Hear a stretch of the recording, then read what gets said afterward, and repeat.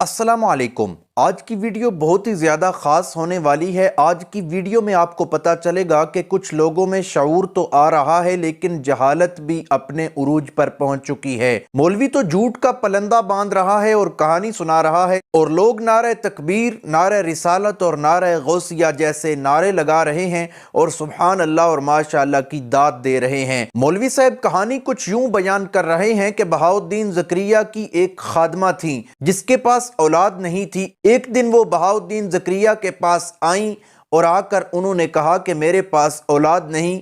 आगे वाकया आप उस मौलवी की ज़ुबानी सुने।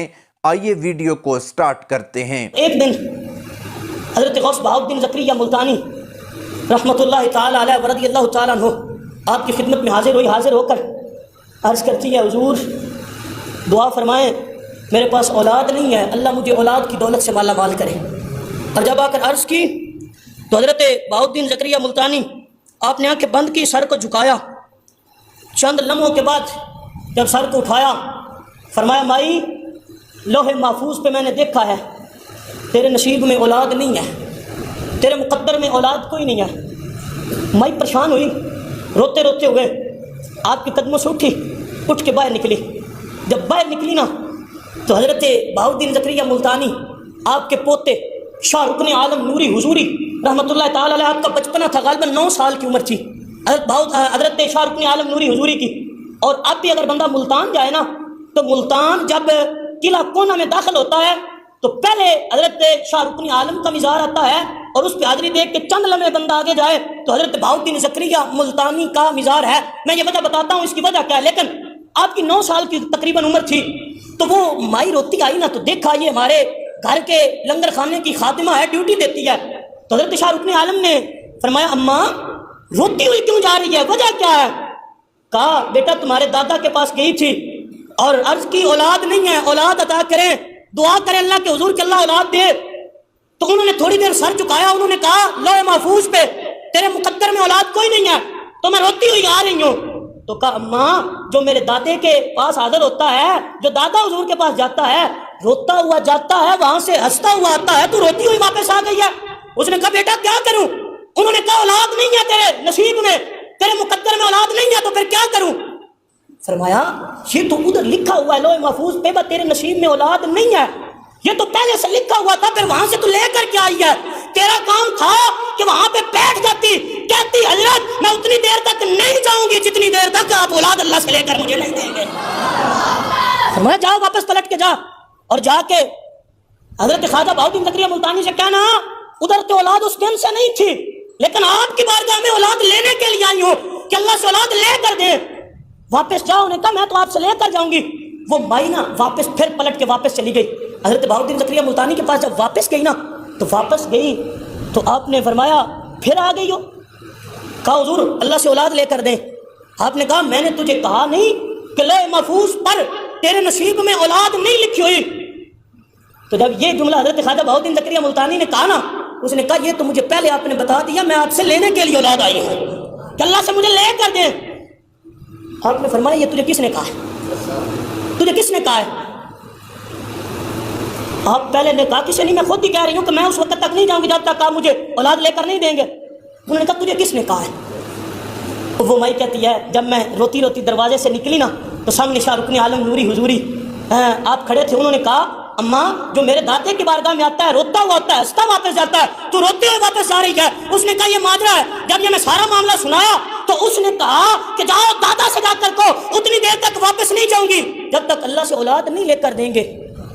तो जब ये जुमला कहा तो हजरत बहाउद्दीन ज़करिया ने कहा, वो तो बच्चा है, शाह रुकने आलम बच्चा है, शाह रुकने आलम बच्चा है, तू बच्चों की बातों में आ गई और बच्चों की बातों में आकर वापस पलट के आ गई। और वो माई चंद लम्हों के लिए ठहरी और फिर उठकर वापस आई। तो हजरत शाह रुकने आलम इंतजार कर रहे थे कि माई वापस पलट के आएगी, मैं पूछूंगा दादा तूने क्या कहा है। हजरत शाह रुकने आलम जब खड़े थे, माई वापस पलट के आई। जब माई वापस पलट के आई, फरमाया, माई पता क्या बना है? क्या आपने फरमाया कि अल्लाह से औलाद लेकर देता हूं? कहा, उन्होंने कहा, ये तुझे किसने कहा है? तो आपने फरमाया, मैंने कहा नहीं था, मेरा नाम नहीं लेना, मैंने तो तुझे तरीका बताया था मांगने का, सलीका बताया था। कहा, उनके चेहरे का रोब इतना था, जलाल इतना था, मैं खामोश न रह सकी, मैंने बता दिया कि शाह रुकने आलम ने मुझे कहा है, जाओ जाके दादा को कहो नहीं जाऊंगी। फरमाया, उन्होंने कहा है कि वो बच्चा है, اب سمجھ رہا ہوں حضرت گمائی کہتی ہے حضرت بہاؤالدین نے کہا وہ بچہ ہے، تو شاہ رکن عالم خوش ہوئے، فرمایا پھر بچہ ہے نا، انہوں نے کہہ دیا۔ اب سمجھے نہیں ہے میری بات کو؟ حضرت بہاؤالدین نے کہا وہ بچہ ہے، کس کو؟ حضرت شاہ رکن عالم کو کہا وہ بچہ ہے، تو بچوں کی باتوں میں آ گئی، اور یہ 9 سال کا بچہ شاہ رکن عالم، جب مائی آتی ہے خوش ہو جاتی ہے، خوش ہو کے کہتے ہیں جب دادا نے کہہ دیا بچہ ہے تو پھر بچہ ہے نا، جب دادا نے کہہ دیا بچہ ہے تو پھر بچہ ہے۔ مائی پریشان، مائی کو سمجھ نہ آئی، لیکن خیر مائی واپس چلی گئی۔ وقت گزرا، چند ماہ گزرے، 9 ماہ گزرے، 9 ماہ کے بعد اللہ نے اس مائی کو بیٹا عطا کیا۔ جب بیٹا عطا کیا خوشی کی انتہا نہ رہی، اپنے بچے کو اٹھا کر حضرت بہاؤالدین زکریا ملتانی کی بارگاہ میں لے آئی، لا کر عرض کرتی حضرت آپ نے دعا کی تھی، اللہ نے بیٹا عطا کیا۔ فرمایا کیسے ہوا؟ اور کہا جب میں حضرت شاہ رکن عالم کے پاس گئی تھی آپ سے پلٹ کر، انہوں نے خوش ہو کر کہا تھا کہ جب انہوں نے کہہ دیا بچہ ہے تو پھر بچہ ہے نا، جب انہوں نے کہہ دیا بچہ ہے تو پھر بچہ ہے، اور یہ اللہ نے مجھے بچہ عطا کیا۔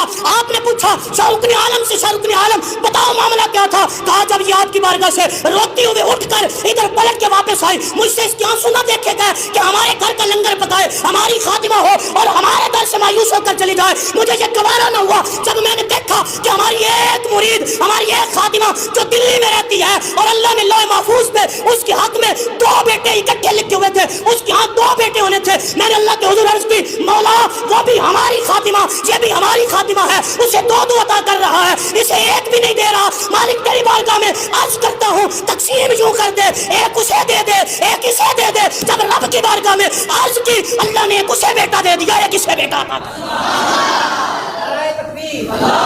دوستو ویڈیو آپ نے دیکھی ہے کس طرح عوام کو الو بنایا جا رہا ہے اور لوگوں کے ایمان کو تباہ کیا جا رہا ہے۔ پہلی بات تو یہ ہے کہ جو بتایا جا رہا ہے کہ بہاؤالدین زکریا ملتانی نے لوح محفوظ سے دیکھا، تو لوح محفوظ کوئی عام سی جگہ نہیں ہے۔ لوح محفوظ تو وہ جگہ ہے جہاں پر پہلے قرآن مقدس موجود تھا، جب کسی کو قرآن مقدس کا علم ہی نہیں تھا، اور اللہ تعالیٰ نے قرآن کو وہاں پر محفوظ کیا۔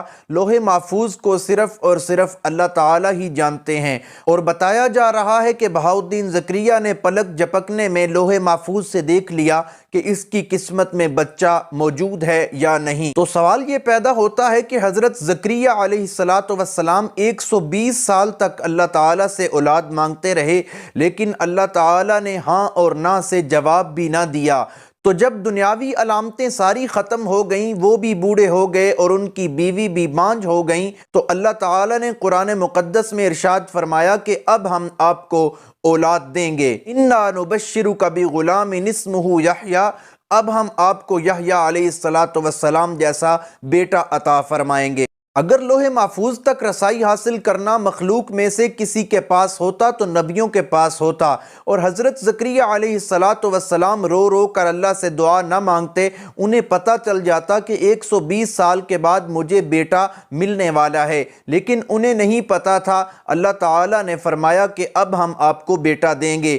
تو کیا پھر یہ بہاؤالدین زکریا کی شان حضرت زکریا علیہ السلام جیسے نبی سے زیادہ ہو گئی؟ معلوم ہوتا ہے کہ یہ جہالت ہے، یہ گمراہی ہے، اس کے سوا اور کچھ نہیں ہے۔ دادا جی نے کہہ دیا کہ بچہ ہے تو پھر تمہاری قسمت میں بچہ ہے۔ اگر کہنے سے اس طرح اولاد ہوتی تو پھر سب کو مل جاتی۔ حضرت ابراہیم علیہ السلام جیسا جد الانبیاء پیغمبر، وہ بھی اللہ تعالیٰ سے دعا مانگتے ہیں، ربی حب لی من الصالحین، کہ اللہ مجھے صالح اولاد نصیب فرما۔ تو پھر اللہ تعالیٰ نے بعد میں کافی عرصے کے بعد فرمایا فبشرناہ بغلام حلیم، کہ میں آپ کو بردبار بیٹا عطا کرنے والا ہوں۔ اس طرح اولیاء کرام کی شان کو انبیاء کرام علیہم السلام کی شان سے بڑھایا جا رہا ہے، اور اللہ تعالیٰ کے تمام اختیارات ولیوں میں شامل کیے جا رہے ہیں۔ اور تیسری بات یہ ہے کہ تقسیم کرنا کسی کے اختیار میں نہیں ہوتا۔ انہوں نے لوح محفوظ سے دیکھ لیا کہ ایک خادمہ کے مقدر میں 2 بیٹے لکھے تھے، اور انہوں نے اللہ سے کہا کہ دیکھو ایک کو 2 دے رہے ہو اور ایک کو 1 بھی نہیں دے رہے، آپ سے التماس ہے، گزارش ہے، دعا ہے کہ دونوں کو ایک ایک بیٹا عطا کر دیا جائے۔ یہ تقسیم میں ہاتھ ڈالنا یہ کس کا کام ہے؟ کسی کی تقدیر کو کوئی نہیں دیکھ سکتا، تقدیر کو دیکھنا اور جانچنا یہ میرے اللہ کا کام ہے۔ دوستو، نفع نقصان اللہ تعالیٰ کے ہاتھ میں ہے۔ کسی کو اولاد دے تو پھر بھی اس کے اختیار میں ہے، اگر کسی کو بیٹا دے تو پھر بھی اس کا اختیار چلتا ہے، اگر کسی کو صرف بیٹیاں دے پھر بھی اس کا اختیار چلتا ہے۔ یحب لمن یشاء اناثا ویحب لمن یشاء الذکور، اور اگر کسی کو مکس کر کے دے دے یعنی بیٹے اور بیٹیاں مکس کر کے دے پھر بھی اس کا اختیار چلتا ہے۔ اور اللہ تعالیٰ فرماتے ہیں اگر کسی کو کچھ بھی نہ دوں تو کوئی اختیار نہیں رکھتا کہ مجھ سے لے لے۔ یہ سارے اختیار اللہ تعالیٰ کے پاس ہیں، لیکن انہوں نے یہ سارے اختیارات ولیوں میں شامل کر دیے ہیں کہ اب اللہ تک رسائی حاصل کرنے کی ضرورت نہیں، اللہ کو پکارنے کی ضرورت نہیں، اولیاء کو پکارو وہ تمہیں خود ہی اللہ تعالیٰ سے لے کر دے دیں گے، تمہیں کوئی مسئلہ نہیں ہے۔ دوستو، خدا را آپ کے ایمان کو تباہ کیا جا رہا ہے، ان کرامات، لغویات اور بکواسات کے ذریعے آپ کے ایمان پر ڈاکہ ڈالا جا رہا ہے۔ خدا را ان جاہل مولویوں سے بچیں، اپنا ایمان بچائیں۔ آج کے دور کے اندر اپنے ایمان کی حفاظت کرنا سب سے بڑا جہاد ہے، جہاں پر مولوی صرف اور صرف آپ کے ایمان کو تباہ کرنے پر تلے ہوئے ہیں۔ اللہ تعالیٰ سب کو قرآن و سنت پر عمل کرنے کی توفیق عطا فرمائے۔ اللہ تعالیٰ سب کو ایمان کی حفاظت کرنے کی توفیق عطا فرمائے۔ امید کرتا ہوں ویڈیو اچھی لگی ہوگی۔ اگر اچھی لگی ہے ویڈیو کو لائک کریں، شیئر کریں، چینل کو سبسکرائب کریں۔ اگر فیس بک پر دیکھ رہے ہیں تو فیس بک پیج کو فالو کریں۔ ملتے ہیں ایک نئی ویڈیو کے ساتھ، تب تک کے لیے اللہ حافظ۔